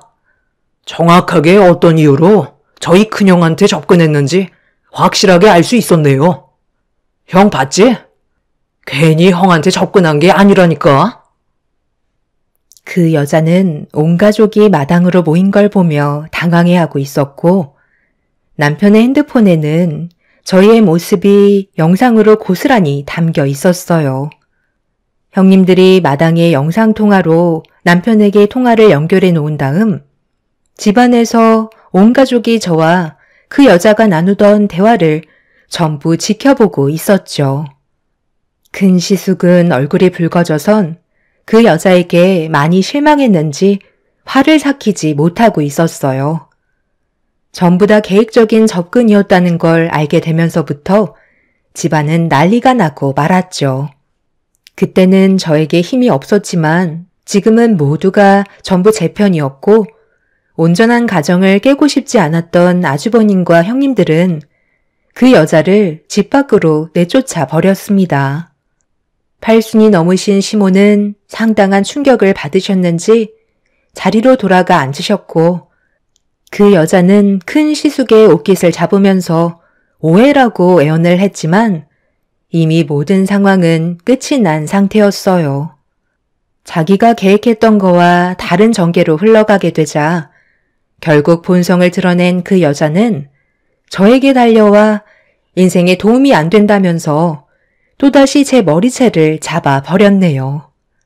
저는 아무런 저항도 하지 않았고 남편에게 경찰한테 전화를 해달라며 소송 걸어 처리하겠다고 하자 그 여자는 제 머리채를 잡고 있던 손을 급하게 놓더니 도망치기 시작하더라고요. 하지만 남편이 달려가 그 여자를 붙잡았고 뒤이어 경찰이 와서 조사를 받게 되자 충격적이게도 그 여자는 전과가 있는 사람이었습니다. 한마디로 꽃뱀이었던 거죠. 남의 돈만 뜯어먹고 잠적한다든지 사기를 치며 돌아다니다가 결국 또다시 잡히게 되었던 거네요. 저는 그 여자를 절대 용서하지 않았고 소송을 진행한 상태입니다. 사기 전과에 폭행 전과까지 더해졌으니 이번에도 감옥에서 몇 년 썩고 나오게 생겼네요. 조사 결과 큰 아주버님 말고도 꽤 많은 남자들이 그 여자에게 돈을 뜯긴 상태인 것 같아요. 추가적으로 형량이 늘어날 것 같습니다. 두 번 다시 그 여자와 마주치는 일이 없었으면 좋겠어요. 아마 지금도 자신이 뭘 잘못했는지 뉘우치지 못하고 있을 것 같네요. 세상의 암적인 존재가 사라졌으니 저희 가정에 앞으로 꽃길만 펼쳐졌으면 좋겠습니다. 제 사연 들어주신 분들 사람 함부로 믿지 마시고 항상 조심하시길 바랄게요. 감사합니다. 안녕하세요. 저는 58살 나이에 대학병원에서 근무를 하고 있으며 한 집안의 가장으로서 열심히 살고 있는 남자입니다. 새로운 사람과 또 다른 인연을 만들고 그 인연을 좋은 관계로 유지하기 위해 마음에 들지 않거나 생각한 기준에 미치지 못해도 넓은 마음으로 받아들여주면 상대방도 그런 마음을 잘 알고 관계 유지에 신경을 많이 쓸 줄 알았습니다. 그래야 오랜 기간 모두가 행복한 삶을 살 수 있으니까요. 불행한 삶을 누가 원하겠어요. 그저 얼굴만 봐도 웃음이 나올 정도로 좋은 사람이 되려 노력했는데 모든 건 생각하는 대로 쉽게 이루어지지 않는 것 같습니다. 저희 딸은 음악을 전공하고 있고 사위는 사업을 운영하고 있습니다. 둘이 사랑해서 좋은 관계를 유지하고 있었고 그런 모습을 지켜보고 있던 저와 아내는 딸은 워낙 똑똑하고 처신을 잘하기 때문에 남자를 만나고 있다고 해도 크게 걱정되는 건 없었어요. 그만큼 딸을 믿고 있었으니까요. 부모가 믿어주지 않으면 누가 믿어주겠어요. 그래서 항상 잘하리라 생각했습니다. 그렇게 몇 년의 시간 동안 뒤에서 연애하는 모습을 묵묵히 지켜보니 어느새 결혼까지 시키게 되었고 무엇이든 땀 흘리며 열심히 하려는 사이의 모습이 듬직하고 자랑스러워 앞으로 행복하게 잘 살길 원했어요. 저에게도 정말 열심히 살겠다며 결혼 허락해줘서 고맙다고 몇 번을 찾아와서 비싸 보이는 음식들과 같이 먹을 수 있는 술까지 사가지고 와서 저희 집안의 한 가족으로서 살아가려고 열심히 하는 모습에 저도 마음이 열려 사위를 아들로 받아들이게 되었습니다. 그렇게 몇 년의 결혼 생활을 지켜보면서 둘이 행복하게 잘 사는 모습이 보기 좋았고 주위에서도 천생연분이라는 소리를 들을 정도로 정말 부부금슬이 좋았고 그만큼 가족들에게도 실망을 안겨주지 않았어요. 주말에 시집 뭐하러 왔어? 일도 바쁘면서 또 우리 딸이 집에 오고 싶다고 말한 겐가? 아닙니다. 제가 아버님과 같이 저녁 먹으며 술 한잔 하고 싶다고 혜원이에게 먼저 말했습니다. 시간 괜찮으시죠? 자네가 같이 밥 먹자고 하면 나야 좋지. 내가 마다할 이유가 뭐가 있겠나. 어서 들어오게. 자네 온다고 해서 상다리가 부러질 정도로 한상 차려놨네. 그런데 양손에 뭘 그리 많이 들고 온 거야? 이게 뭐야? 선물이야? 돈 벌면 뭐해요? 이럴 때 쓰라고 있는 거죠. 비싼 건 아니니까 부담 가지지 마시고 편히 입으세요. 아빠, 엄마 좋겠어요. 사위 하나 잘 만나서 좋은 옷도 선물 받고 다 내 덕인 줄 아시죠? 아내는 자기가 원하는 선물을 받았는지 입이 귀에 걸릴 정도로 좋아하고 있었어요. 사위는 제 취향을 금세 눈치챘는지 저에게도 마음에 드는 선물을 해줬습니다. 딸 결혼시키고 또 다른 느낌의 감정이 제 기분을 좋게 만들어줬고 그날 사위와 코가 삐뚤어질 정도로 꽤 많은 술을 마시며 이런저런 대화를 주고받았어요. 뭐든 열심히 하려는 모습과 남자다운 성격이 참 마음에 들었습니다. 제 딸과 사위는 서로 진심으로 사랑하고 있다는 걸 눈빛을 통해 볼 수 있었어요. 그렇게 별 문제 없이 잘 지내오고 있었던 도중 딸은 임신을 했다는 기쁜 소식을 전해 들었고 입덧이 꽤 심했는지 상당히 힘들어했고 몸 상태가 걱정이 되다 보니 오래간만에 딸의 집에 아내와 함께 찾아가게 되었습니다. 집에 도착하니 거의 다 죽어가더라고요. 아무것도 먹지 못하고 그런 모습이 너무 안쓰러워 입원하는 게 좋을 것 같다고 물어보니 딸은 시간 지나면 괜찮아질 거라며 병원 가는 건 별로 원하지 않았습니다. 딸 옆에서 아내는 제대로 관리가 되지 않은 집을 정리해주고 있었고 집에서 만들어 온 죽을 데워서 먹이고 있었어요. 그런데 밖에서 현관 비밀번호 누르는 소리가 들렸고 고개를 돌려보니 현관문을 열고 들어온 사람은 안사돈이었습니다. 저희가 있다는 걸 알지 못했는지 당황스러워하는 눈빛으로 잠시 멈추었고 양손에는 보자기에 쌓여있는 음식들이 보였어요. 저희처럼 걱정이 돼서 왔는지 딸의 몸 상태를 물어보더라고요. 입덧 때문에 고생하고 있다는 말을 듣고 찾아와 봤어요.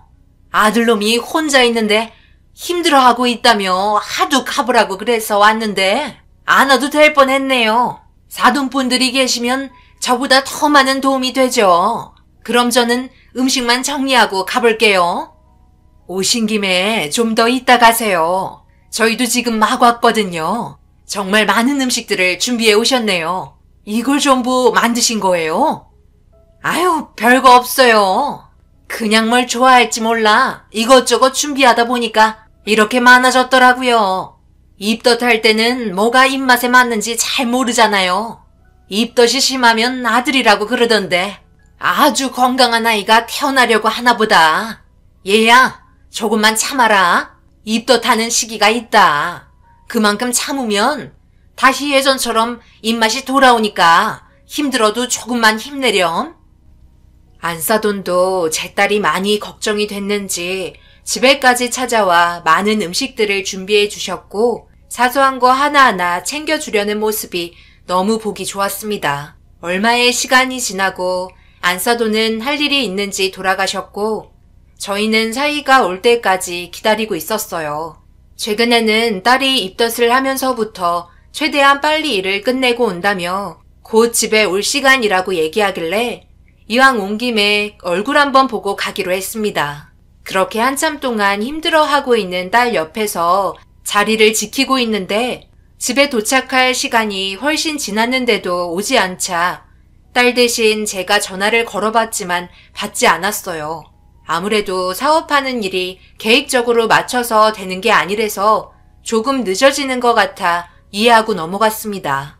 한 30분의 시간이 좀 더 지나자 사위에게 전화가 왔고 지금 출발하고 있다는 말을 들을 수 있었습니다. 워낙 일이 바쁜지라 제 딸을 제대로 돌볼 수 없을 것 같다는 생각이 들었고 입덧하는 기간에는 저희 집에서 지내는 게 어떤지 물어봤어요. 집에 도착하자마자 저희에게 인사를 한 뒤 급하게 딸에게 다가갔고 손을 잡으며 괜찮냐고 걱정을 해주고 있었습니다. 아무래도 장인어른 집에 당분간 지내는 게 좋을 것 같은데 내가 자주 왔다 갔다 할 테니까 입덧하는 기간 동안 그렇게 하는 게 어때? 혼자서 이렇게 있다가 큰일 나면 어떡해? 장인어른 말대로 했으면 좋겠는데. 그래, 그렇게 하면 내가 옆에서 도와줄 수도 있고 덜 힘들 거야. 혼자서 뭘 차려 먹는 것도 못하고 있잖니.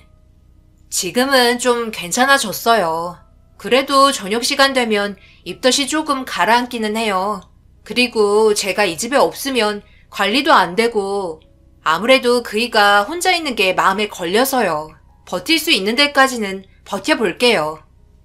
그렇게까지 안 해도 된다니까. 그러다 몸에 문제라도 생기면 어쩌려고 그래. 장인어른 말 듣고 움직이는 걸로 하자. 하지만 딸은 집에 있겠다며 고집을 부렸고 몇 번씩 화장실을 왔다 갔다 하며 버티려 노력하고 있었어요. 딸의 고집 때문에 어쩔 수 없이 집으로 돌아가게 되었고 나중에 무슨 문제가 있을 시 꼭 연락달라고 신신당부했어요. 자칫하다 큰 문제로도 이어질 수 있어 계속해서 신경이 쓰였고 아내는 딸과 자주 연락하며 상태를 확인했습니다. 고집을 부리는 게 마음에 안 들었지만 아무래도 사이와 떨어져 있어야 한다는 걸 더 힘들어하는 것 같았어요. 그렇게 어느 정도의 기간이 지나자 다행히도 입덧이 점점 줄어들면서 먹는 거에도 거부 반응이 없을 정도로 꽤 좋아졌고 그렇게 안정권에 들어간 뒤 같이 저녁을 먹고 싶다는 전화에 정말 오래간만에 모두가 한자리에 모여 식사를 할 수 있었습니다. 여전히 변함없는 모습이었고 즐거운 식사를 하던 도중 갑자기 딸이 눈물을 흘리기 시작하고 있었어요. 저희 모두 당황스러웠고 그 이유를 알지 못해 무슨 일이 있나 싶어 조심스럽게 왜 그러냐고 물어보게 되었습니다. 밥 잘 먹다가 갑자기 왜 그래? 무슨 일이 있는 거야? 방금 전까지 웃고 있더니 임신을 해서 심리적으로 기복이 심한 거야? 아, 그런가 봐요. 갑자기 눈물이 흐르네. 죄송해요. 제가 요즘 눈물이 많아졌나 봐요. 함께 모여있는 이 시간이 소중해서요. 그것 때문에 눈물이 흐른 거야? 요즘 혜원이가 집에 있을 때도 영화를 보거나 이렇게 밥을 먹거나 일상생활 하던 도중에 갑자기 눈물을 흘리곤 해요. 그래서 저도 당황스러울 때가 정말 많다니까요. 제가 좀 더 잘해주도록 하겠습니다. 그래, 이럴 때일수록 자네가 신경 좀 더 써주게나. 여자들이 원래 임신하면 호르몬 분비가 많아서 그런지 몰라도 가끔 그럴 때 있어. 자네만 믿겠네. 지금도 워낙 잘해주고 있긴 하지만 우리 딸이 임신한 몸이니 좀 더 관심 가져줄 수 있는 거지?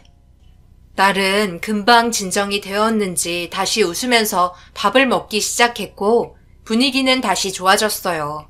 그런데 그런 딸의 얼굴이 제가 봤을 때는 슬픔을 가리기 위해 억지로 웃어 보이는 것 같아 잠시 단둘이 대화를 가질 수 있는 자리를 만들었습니다.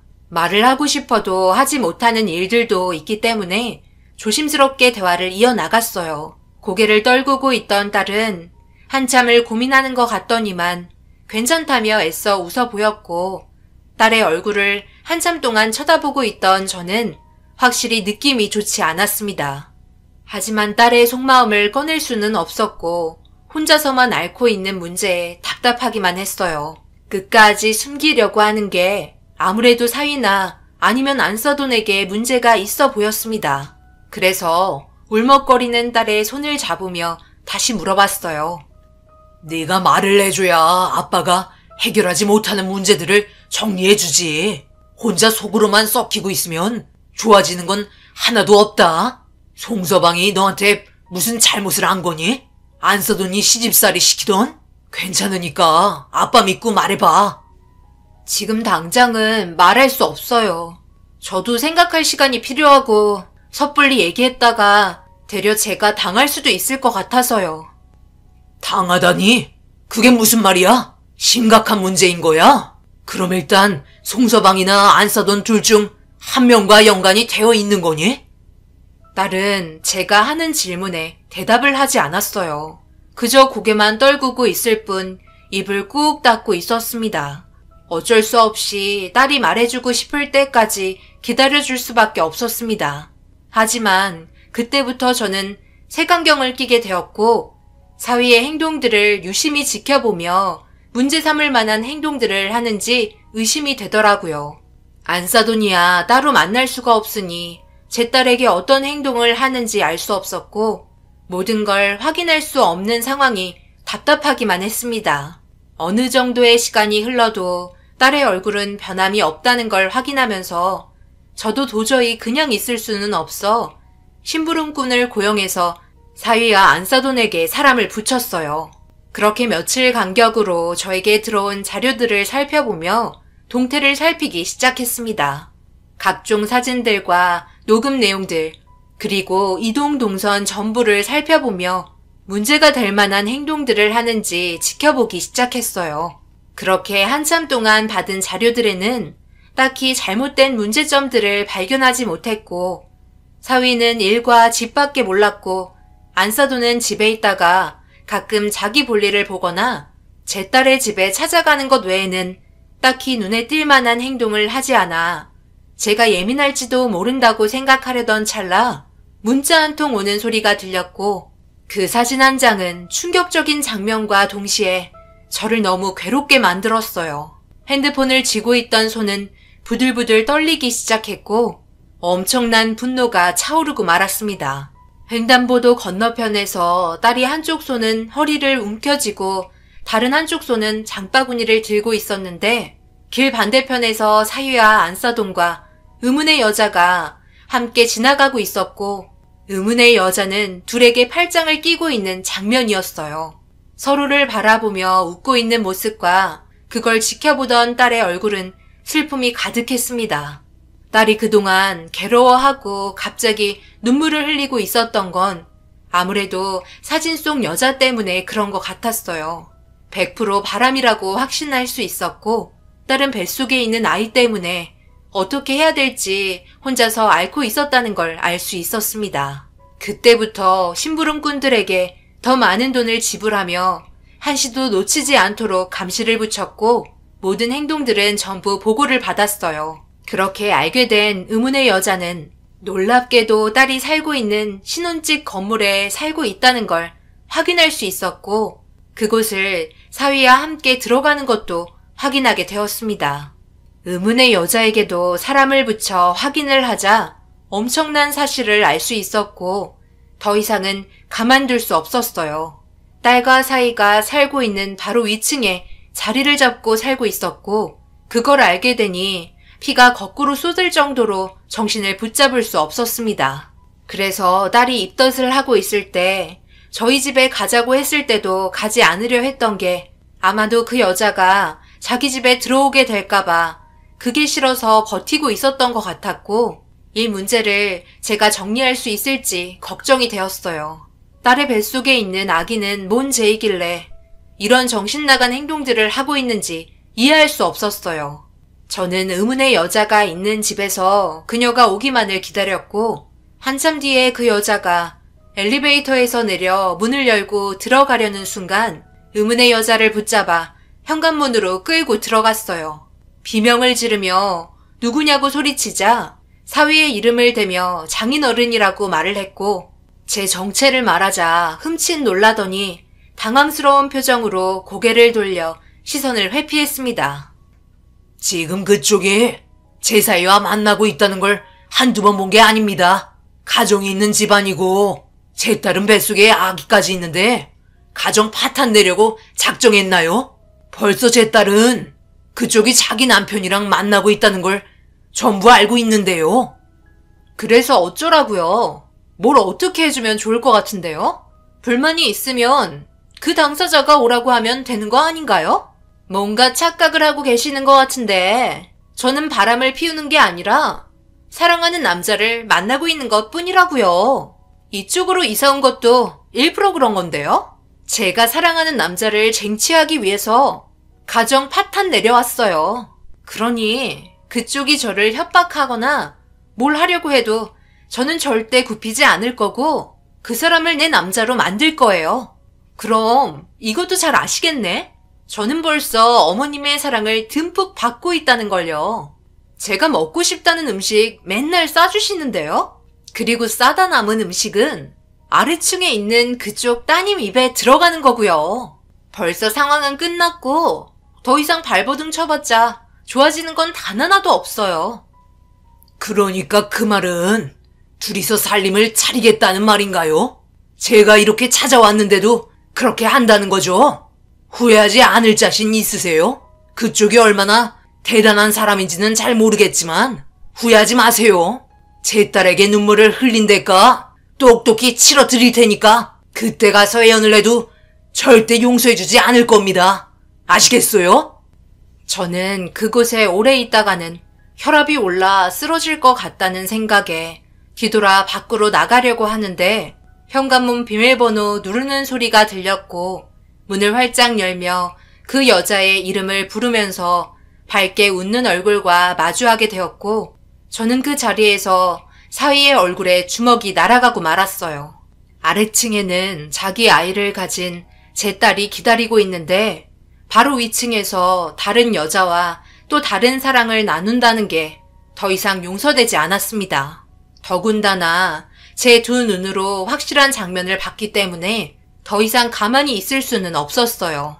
저는 사이에 멱살을 잡고 끌고 들어가려고 하는데 뒤에서 갑자기 제 머리채를 잡으며 자기 아들 멱살 잡았다고 난리를 치는 낯익은 목소리가 들렸고 힘차게 뿌리치고 얼굴을 확인하니 안 싸더니 화를 내고 있었습니다. 지금 너희들 엄청나게 후회하고 있는 행동들을 하고 있는 거 잘 알고 있지? 지금 이 상황 내가 두 눈으로 똑바로 확인했고 절대 용서하지 않을 거야. 알겠어? 감히 내 딸에게 불행을 안겨줘? 너희들이 그러고도 사람이야? 그럼 사람이지 동물이겠어? 왜 우리 아들 멱살을 잡고 그래? 사람이 살다 보면 마음이 바뀔 수도 있는 거지. 이혼하면 장땡인걸 이렇게까지 열내실 필요 있을까? 그래서 뭐 어쩌게? 소송이라도 걸게? 위자료? 어차피 서로 결혼한 지 얼마 되지도 않아서 위자료 얼마 되지도 않아. 간통 없어진 지가 언제인데 한 사람만 사랑하길 바라는 거야? 나도 내 남편 말고 연애하는 남자 따로 있어. 원래 다 그렇고 그렇게 사는 거지. 혼자 고결한 척 하지 마. 이렇게 된 마당에 제가 무슨 할 말이 있겠습니까? 저희 이혼하겠습니다. 그리고 태어난 아이에 대해서는 양육비 충분히 줄 테니까 걱정하지 말고요. 혜원이 데리고 올라올까요? 지금도 저 기다리고 있을 텐데 아버님도 여기 오셨으니 얼굴은 봐야 하지 않겠어요? 전화해서 올라오라고 하죠. 어차피 제가 이 여자와 만나고 있는 것도 다 알고 있는데요. 저는 더 이상 참을 수 없었어요. 사람이 이성을 잃게 되면 괴물이 된다는 걸 그때 알 수 있었고 사람도 아닌 그놈의 멱살을 잡고 패대기 쳤습니다. 그런데 갑자기 밖에서 사이렌 소리가 들리기 시작했고 아래층에서 웅성거리고 있는 소리에 눈을 돌려 급하게 내려가 보니 딸이 들것에 실려가고 있었어요. 너무 놀라 무슨 일이냐고 물어보자 딸의 구조 요청을 받고 출동했는지 확인을 해봐야 한다며 급하게 병원으로 향했습니다. 제가 근무하는 병원이 근처에 있었기 때문에 전화를 걸어 자리를 만들었고 갑자기 정신을 잃은 딸이 무슨 문제가 있는지 알 수 없는 상태라 극도로 불안해지기 시작했어요. 순식간에 집안이 풍비박산이 나게 되었고 사람 하나 잘못 들이면 집안이 무너질 수도 있다는 걸 그때 뼈저리게 느꼈습니다. 그렇게 병원에 도착하자마자 정밀검사에 들어갔고 더 큰 문제는 딸이 만삭이었기 때문에 정신을 잃었다는 건 둘의 생명에 지장이 생기는 거였어요. 딸은 급하게 검사실로 향했고 얼마 뒤 진단 결과와 수술이 동시에 진행이 되어야 했어요. 딸은 폐혈증으로 상한 음식을 먹었는지 대장 출혈이 일어나면서 장마비 증상이 나타나게 되었고 위급한 상태로 체온, 맥박, 호흡, 혈압 등 모든 게 현저히 떨어진 상태였습니다. 급하게 수술이 진행이 되면서 아이의 생명도 확신할 수 없을 정도로 위급했습니다. 저는 차마 딸의 수술을 담당할 수 없어 뒤에서 지켜보기로 했었고 모두가 수술을 하려고 준비하는 순간 엄청난 장면을 목격하고 말았어요.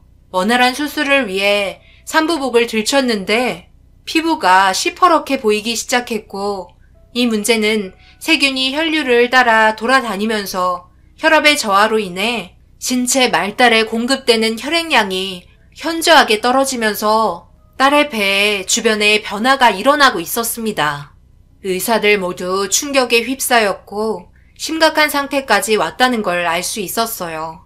자칫하다간 딸과 2번 다시 만날 수 없을 정도로 긴박한 상황으로 인해 더 이상 볼 수 없어 원활한 수술 진행을 할 수 있게 비틀거리며 밖으로 나왔습니다.